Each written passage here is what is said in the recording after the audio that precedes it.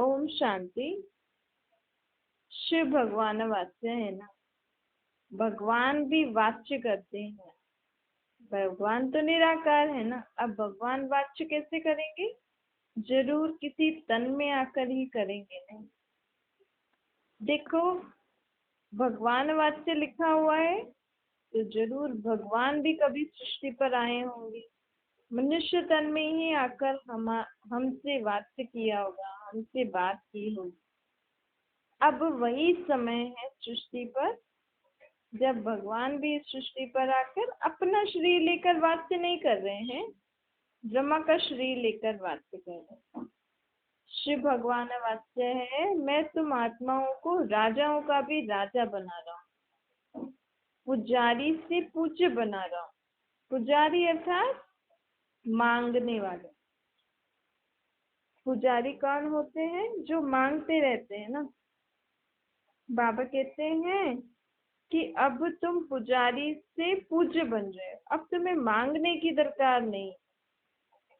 अब तुम्हें मैं इतना शक्तिशाली और गुणवान बना रहा हूँ जिससे तुम्हारे पास सर्व शक्तियां, सर्व गुण, सर्व ज्ञान तुम्हारी आत्मा में होगा, तो तुम्हें कभी भी मांगना नहीं पड़ेगा। देखो, जो पूज्य होते हैं अर्थात जो देवी देवता होते हैं जिनके आगे हम मांगते हैं, तो मांगने वाले पुजारी और देने वाले पूज्य। अगर हम भी परमात्मा को याद कर उनकी शिक्षाएं धारण कर अपने में सर्व शक्तियां, गुण और ज्ञान भर लेंगे, अपने आप को इतना लायक बना देंगे कि हमें किसी से मांगना ना पड़े, तो हम भी कौन सी पोस्ट पे पहुंच जाएंगे? पूज्य की पोस्ट। सत्युग में सभी आत्माएं पूज्य थी, वो किसी से मांगती नहीं थी। सभी के जीवन में सुख शांति थी, सभी के पास अथाह संपत्ति थी। द्वापर युग से पूज्य आत्मा पुजारी बने। अब पुजारी पने का अंत है। अब भक्ति का भी अंत है और पुजारी पने का भी अंत है। बाबा कहते तुम भक्ति करते करते, मांगते मांगते थक गए हो ना। देखो, हम भगवान को खुश करने के लिए हमारी जो भक्ति मार्ग में जो सोच थी कि हम इतना दूर दूर तीर्थ पे जाएंगे, ये करेंगे तो भगवान हमसे प्रसन्न होंगे, हम व्रत रखेंगे, हम इतनी भक्ति करेंगे तो भगवान हमसे प्रसन्न होके हमें ये देंगे, वो देंगे। लेकिन बाबा जो स्वयं भगवान है, शिव बाबा, वो आकर हमसे कहते हैं कि भक्ति से आत्मा को कुछ भी प्राप्ति नहीं होती, क्योंकि भक्ति से और ही आत्मा भगवान से दूर हो जाती है। क्योंकि देखो, भक्ति में हमने कितने सारे रूपों में भगवान को पूजा है, भगवान को बुलाया है, याद किया है। और हमें अभी बाबा आके क्या बोलते हैं? मैं तो निराकार हूँ, तुम आत्माओं का बाप हो, परम धाम में रहने वाला हूँ। ये सब जिन्हें तुम पूजा आदि कर रहे हो, ये मेरे रूप थोड़ी हैं। मेरे को अगर प्राप्त करना है, मेरे से शक्तियां धारण करनी है, अपनी सर्व मनोकामना पूरी करनी है, तो अपने को आत्मा समझो और निराकार रूप में मुझे याद करो। इससे तुम्हारी आत्मा में सर्व गुण, शक्तियां, ज्ञान आ जाएगा, तो आप ही तुम्हारी सर्व मनोकामना पूरी हो जाएगी। आज मनुष्य आत्मा भगवान से मांगती है, क्यों? क्योंकि उसमें इतनी शक्ति नहीं है, इसलिए उनसे बोलती है हमारी ये मनोकामना पूरी कर दो, हमें ये शक्ति दो, हमें समझ दो। अगर हमें जो अभी बाबा जो हमें पढ़ाई पढ़ा रहे हैं, बाबा जो हमें घड़ी घड़ी कह रहे हैं कि मेरे को याद करो, अभी ही समय है, समय निकालो, मेरे को याद करके अपने अंदर गुण, शक्तियां, ज्ञान भरो। तो अगर हम अभी इस समय का हम वैल्यू जानेंगे और अपने को वैसा ही बना देंगे, अपने को सर्व शक्तियों, गुणों, ज्ञान से संपन्न कर देंगे, तो हमारे पास इतनी शक्ति, इतनी समझ, इतने गुण हो जाएंगे कि हम आप ही जीवन में जो चाहे वो कर सकते हैं। तो ये समय है, बाबा हमें पुजारी से पूज्य बना रहे हैं। बाबा बोलते सत्युग त्रेता में मुझे कोई भी याद नहीं करता, तुम किसी की भी पूजा नहीं करती हो, वहाँ कोई जप तप तीर्थ यज्ञ जो भी शास्त्र आदि पढ़ना, वहाँ कुछ नहीं होता है। ये कब से शुरू होता है? जब द्वापर में आत्मा विकारों की वश होकर अपनी शक्तियां धीरे धीरे आत्मा की खत्म होने लगती है ना, क्योंकि विकारों के वश आते हैं ना, तो आत्मा की शक्ति खत्म होती जाती है। देखो, क्रोधी कोई क्रोध करता है तो वो आत्मा की शक्ति बहुत खत्म हो जाती है क्रोध करने से, जिससे और क्रोध करने से उसकी समझ भी खत्म हो जाती है। देखो, पढ़ाई लिखाई कब करते हैं? ब्रह्मचारी के साथ, जब बचपन में शादी से पहले ही करते हैं ना, क्योंकि शादी करेंगे तो फिर विकार में जाएंगे, बच्चे आदि पैदा करेंगे, तो उस विकार से भी हम आत्माओं की समझ कम होती जाती है। और आजकल तो दुनिया बहुत ही इस विकार के कारण बहुत ही गंदी हो गई है। इसीलिए बाबा कह रहे हैं तुम आत्माओं की बुद्धि एकदम तमो प्रधान पत्थर बुद्धि बन गई है। हम लोगों को कितना भी समझाएं लेकिन समझ नहीं रहे हैं। क्यों? क्योंकि बुद्धि भ्रष्ट हो गई है इन विकारों के कारण। काम विकार, क्रोध, लोभ, मोह, अहंकार से आत्मा की बुद्धि का ताला बंद हो जाता है। और बुद्धि का ताला बंद हो जाए तो फिर कोई समझ सकेगा? हम बच्चों को या बड़ों को लोग डांट रहे हैं, मार रहे हैं कि इसकी समझ बढ़े। उसके लोगों का तो शरीर पे ही ध्यान रहता है ना, उसकी समझ, उसका ब्रेन पे वो कहते हैं कि इसकी समझ, ब्रेन ठीक नहीं है इसका, ये पागल है ऐसे। बाबा कहते हैं ये तो हड्डी का ढांचा है ना, ये वाला ब्रेन काम का नहीं, वो नहीं। आपकी आत्मा में जो बुद्धि है ना, जो निर्णय शक्ति है, वो आपकी भ्रष्ट हो गई है, क्योंकि आप द्वापर से लेकर विकारों के वश हो गए। तो हमें किसी के भी शरीरों को नहीं मारना चाहिए। कुछ भी शिक्षाएं देनी है तो बच्चों को डांटो मारो नहीं, जितना हो सके उनकी आत्मा की तरफ देख के परमात्मा की याद में रहकर उस आत्मा में समझ, बाबा को याद करके ये सोचो कि इस आत्मा में भी समझ बढ़ रही है, इस आत्मा की बुद्धि का ताला खुल रहा है, ताकि ये भी हर एक बात को समझे। आज कितना भी मनुष्य बड़ा हो जाता है, शरीर से बड़ा हो जाता है ना, लेकिन हम कहते हैं इतनी उम्र हो गई, इतना बड़ा हो गया तो भी समझ नहीं बढ़ी। तो आत्मा बड़ी छोटी थोड़ी होती है, ये तो शरीर बड़ा छोटा हो रहा है ना। तो शरीर के साथ आत्मा बड़ी छोटी नहीं होती। ये तो जब तक आत्मा में समझ नहीं आए, जब तक आत्मा उसको अच्छे से सोचे, निर्णय करे और फिर उसको ठीक लगे, फिर वो कार्य करे। अब वो आत्मा जिनको भी आप बोल रहे हो, उसने पता नहीं कितने जन्म लिए हैं, पता नहीं कितने बुरे कर्म करके आई है पिछले जन्मों में, जिस कारण उसका बुद्धि का ताला बंद हो गया है। अब वो कुछ समझ ही नहीं पा रही है। हम सोच रहे हैं कि अभी तो इसका बचपन है, इतनी जवानी तक ही आया है, इतने में इसको ऐसी ऐसी हरकतें कर रहा है, समझ ही नहीं रहा है। अरे, इसकी आत्मा तो पिछले जन्मों में क्या करके आई है हमें थोड़ी पता है। तो हमें क्या करना है? परमात्मा को याद करके उसकी आत्मा में शक्ति भरनी। ऐसा नहीं कि अब वो आत्मा बढ़ नहीं सकती है, वो बढ़ सकती है, लेकिन हमें सही तरीके से उसकी आत्मा में शक्ति भरनी है ना। जब हमें सोर्स पता लग गया कि आत्मा में जब गुण शक्तियां समझ घट जाती है, तभी परमात्मा कलयुग अंत में आके सभी आत्माओं को शक्तियां देते हैं। ऐसे नहीं सिर्फ हमारे ही संबंधियों में जिसकी आत्मा की समझ कम हुई है। बाबा बाबा कह रहे विश्व की सर्व आत्माएं इस समय क्या बन गई है? बेसमझ तमो प्रधान। सभी आत्माओं की बुद्धि का ताला लगा हुआ है बुद्धि में। अब सभी आत्माओं की बुद्धि का ताला कौन कौन खोलने आए हैं? परमात्मा। तो हमें भी इस बात को समझ के सभी के प्रति शुभ संकल्प करना चाहिए कि परमात्मा सभी आत्माओं की बुद्धि का ताला खोल रहे हैं। सभी आत्माओं को समझ में आता जा रहा है क्या सही है क्या गलत है। हमारे लिए सबसे बुरी बात है ये विकार। आत्माएं जब ये विकारों को छोड़ेंगी तो ये सृष्टि स्वर्ग बन जाएगी। इसलिए बाबा हमें कहते हैं कि मैं तुम्हें अभी इतना ऊंचा ज्ञान दे रहा हूँ, इतनी समझ दे रहा हूँ, इतनी शक्तियां दे रहा हूँ, गुण दे रहा हूँ, तो इस समय को पहचानो और परमात्मा को याद करके अपने 21 जन्मों का वर्षा ले लो। क्योंकि परमात्मा खुद तो वापस आते नहीं, कहते ना, जब भगवान बुद्धि बांट रहा था तो तुम सो रहे थे। इसका डायलॉग तो बोलते हैं हम, लेकिन समझते नहीं है कि बोल क्या रहा है। बाबा कोई घड़ी घड़ी थोड़ी आते हैं बुद्धि देने, या जब हम बोले तब आए, नहीं। यही संगम युग है। कलयुग से परिवर्तन होकर सतयुग जो आने वाला है, इन दोनों युगों के बीच के समय में अभी परमात्मा सृष्टि पर आके हम सभी आत्माओं को बुद्धि दे रहे हैं, बुद्धि का ताला खोल रहे हैं, अर्थात समझ दे रहे हैं। हर एक चीज की समझ देते हैं बाबा। अगर हम बाबा का ज्ञान अच्छी रीति सुने समझे, तो बाबा सबसे पहले मुख्य बात हमें ये समझाते हैं कि तुम्हारी आत्मा कैसी शरीर से कार्य करा रही है। तुम्हारी आत्मा का बाप मैं परमात्मा हूँ, और तुम ऐसे ऐसे युगों में चक्कर काटते आए हो।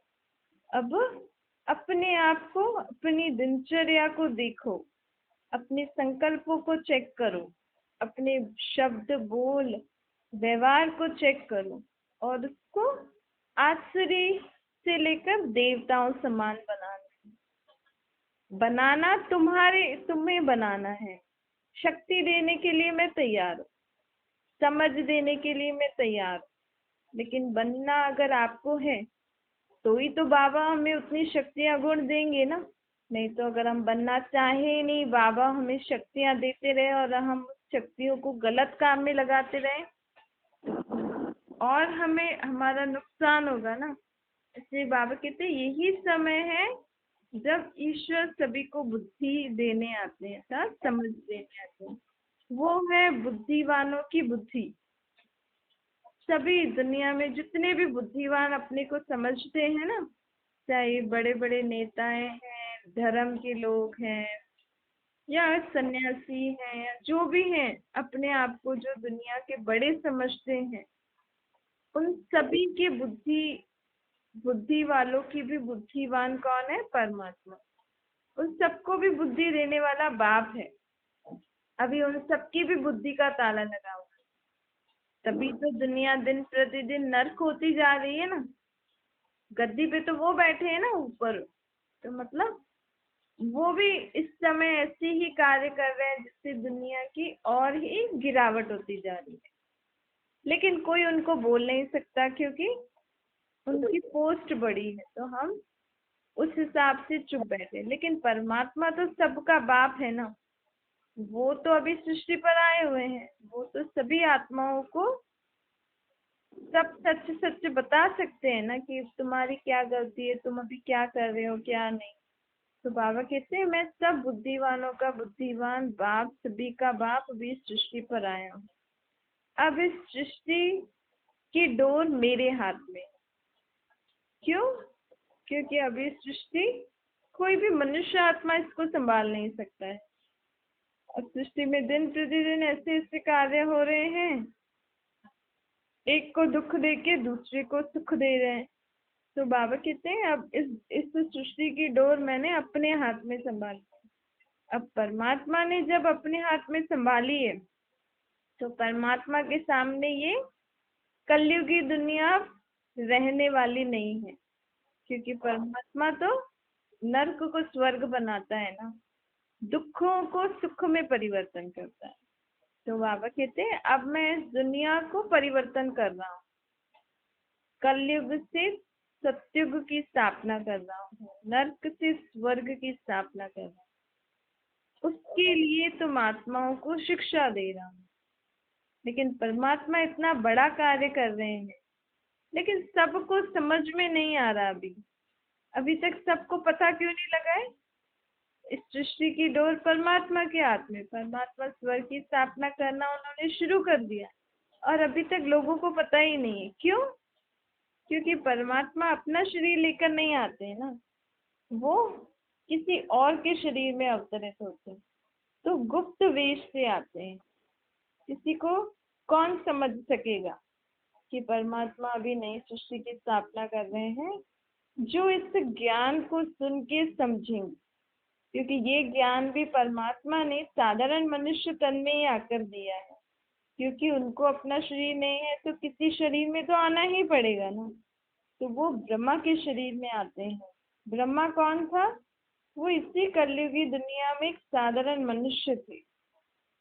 उनके शरीर में आकर उनका नाम ब्रह्मा रखा। वो जिनकी आत्मा के शरीर में आए, वो आत्मा 5000 साल से इस सृष्टि पर रहती थी और वही आत्मा को सत्युग में जाके कृष्ण का पाठ बजाना। जो कहते हैं ना, साधारण बूढ़े तन में आए, तो अभी परमात्मा उसी साधारण बूढ़े तन में आके अपना कार्य उन्होंने शुरू कर दिया है। लेकिन अभी तक दुनिया वालों को समझ में नहीं आया, उन्होंने पहचान नहीं पाए, क्योंकि साधारण मनुष्य तन में है ना, इसीलिए कौन समझेगा। क्योंकि आजकल दुनिया में कई प्रकार के सत्संग, कई प्रकार के ऐसे गुरु हैं, तो लोग सोचते हैं ये भी कोई गुरु है, ये भी कोई प्रकार का सत्संग है। लेकिन जब तक ये ज्ञान आकर सुनेंगे नहीं, इसको समझेंगे नहीं, तब तक आत्माओं को ये समझ में नहीं आएगा कि इस ज्ञान से परमात्मा नए युग की स्थापना कर रहे हैं। और ना ही हमें ऐसा कुछ दिख रहा है। भाई अगर कहीं कुछ बाबा कह रहे हैं नया युग स्थापन हो रहा है, तो कहीं दिखना चाहिए ना, भाई यहाँ महल बन रहा है, अभी यहाँ पे स्वर्ग बन रहा है। अभी कुछ दिख भी ना नहीं रहा है, क्योंकि भक्ति मार्ग में गायन है ना, भगवान ने संकल्पों से ब्रह्मा द्वारा सृष्टि रची। तो लेकिन कहते हैं कि ब्रह्मा ने सृष्टि रची संकल्प से, लेकिन ब्रह्मा को भी कराने वाला वो परमात्मा था। तो परमात्मा भी ब्रह्मा तन में आकर संकल्पों से सृष्टि रच रहे हैं। जैसे हम डॉक्टरी की पढ़ाई करते हैं या कोई भी स्टडी करते हैं, तो अभी तो हम स्टडी करते हैं ना, तो अगर वो किसी के सामने जाए, जब तक उसके मम्मी पापा नहीं बताएं कि हाँ ये डॉक्टरी की पढ़ाई कर रहे हैं, तब तक किसी को पता थोड़ी लगेगा, क्योंकि उनके पास वो डॉक्टर वाला ड्रेसअप है ही नहीं, ना ही कुछ ऐसा क्लिनिक या हॉस्पिटल आदि। ऐसे ही बाबा कह रहे हैं अभी हम संकल्पों से अपनी सृष्टि रच रहे हैं। अर्थात बाबा हमें शिक्षा धारण करा रहे हैं कि तुम्हारे स्वभाव ऐसे होने चाहिए, तुम्हारे संस्कार ऐसे होने चाहिए, तुम्हारे बोल कर्म कैसे कैसे होने चाहिए, वो अभी हम धारण कर रहे हैं अपने अंदर।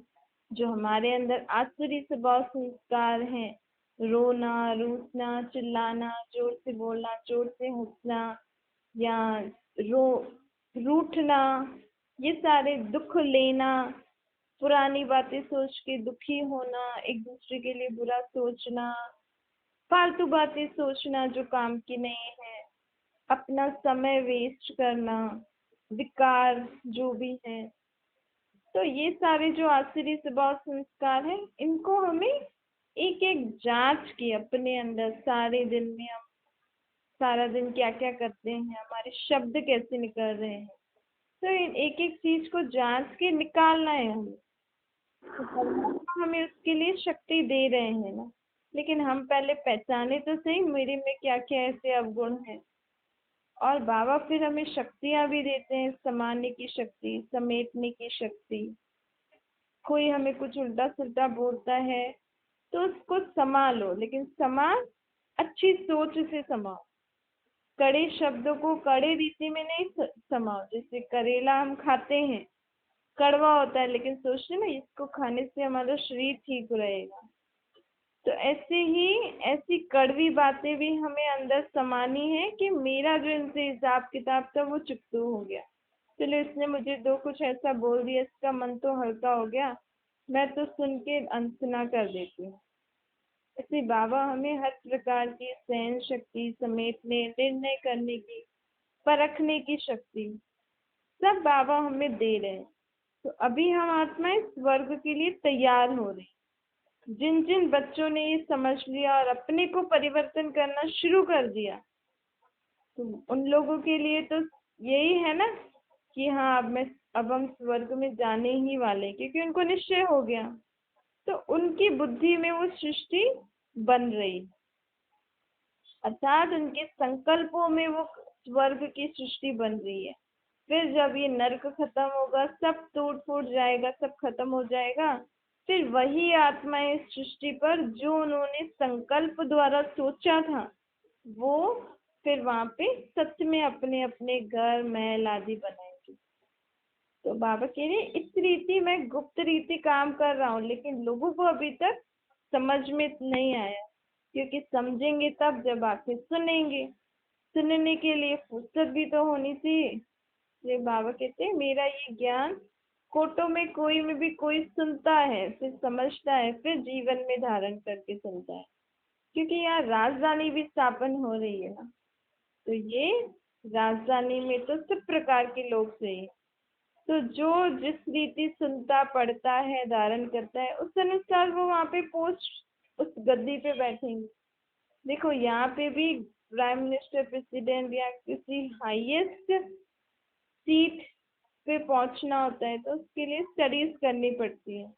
ऐसे ही हम भी सत्युग की राजधानी में हमें क्या जाके बनना है, क्या जाके करना है सत्युग में, उसके लिए हम पढ़ाई भी पढ़ रहे हैं, अपने स्वभाव संस्कार भी परिवर्तन कर रहे हैं और कमाई भी कर रहे हैं। बाबा का एक एक ज्ञान का रतन लाखों रुपए का है।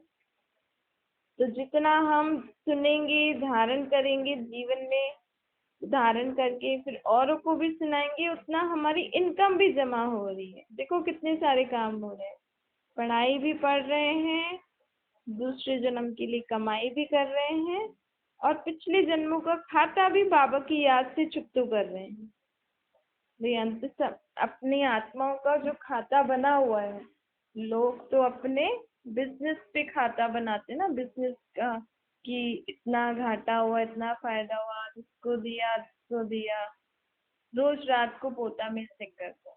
लेकिन बाबा कहते हैं तुम्हारी आत्मा का खाता चेक किया? आज मैंने कितने जनों से कड़वे शब्द में बात करी, आज मैंने कितने जनों से अहंकार के वश होकर व्यवहार किया, आज मैंने कितनी आलतू फालतू बुरी बातें सुनी जो मेरे काम की नहीं थी, आज मैंने कितनी ऐसी चीजें देखी फालतू जो काम की नहीं थी, आज मैंने क्या क्या सोचा नेगेटिव, कुछ बुरा या पुरानी बातें या फिर कोई व्यर्थ बातें जिससे मुझे आत्मा की एनर्जी खत्म हुई। तो ऐसे अपना रोज आप भी पोता मेल निकालो। द्वापर से तो हमने जो बुरे कर्म किए हैं उसका तो हमारी आत्मा पे ऑलरेडी खाता जमा हुआ है, तो वो तो हमें बाबा की याद से चुकतो करना ही है कि बाबा मैंने किसी से भी कोई बुरा शब्द बोला अपने पिछले जन्मों में, उसके लिए मैं आपको याद कर रही हूँ जिससे वो अकाउंट कट हो जाए। मैंने किसी कोई भी ऐसी बुरी चीज देखी, वो अकाउंट कट हो जाए। मैंने कुछ भी ऐसा किसी के प्रति सोचा, वो कट हो जाए। विकार में जाके मैंने कोई भी बुरे काम किए, वो कट हो जाए। और प्लस रोज का भी हमें अपना पोता मेल चेक करना है, तभी हम आत्माओं की उन्नति होगी और तभी हम आसुरी आत्मा से क्या बनेंगे, देव आत्मा। तो जैसे आप बिजनेस, आपका जो भी धंधा चलता है या घर में भी जो आप खर्च करते हो उसका पोता मेल बनाते हो, तो अपनी आत्मा का भी पोता मेल बनाओ। देखना, सुनना, बोलना, सोचना, कर्म करना और व्यवहार करना, ये इन सब का पोता मेल बनाओ। फिर चेक करो कि मैंने क्या क्या किया और मुझे कल से ऐसा कुछ नहीं करना है। कोई मुझे कितना भी गलत बोले, लेकिन मुझे सदा औरों के प्रति शुभ भावना रखनी है। मुझे कोई आलतू फालतू बातें नहीं सोचनी है, नहीं सुननी है, नहीं देखनी है। जो काम की बात है वही सुननी, देखनी, सोचनी है। और कोई भी पुरानी बात सोच के मुझे अपने आप को दुखी नहीं करना, ये भी सबसे इम्पोर्टेंट बात है। ऐसे ऐसे करके अपना चार्ट बना के अपने अंदर प्रोग्रेस करते रहो, इससे ही हमारे अंदर चेंजेस आएंगे।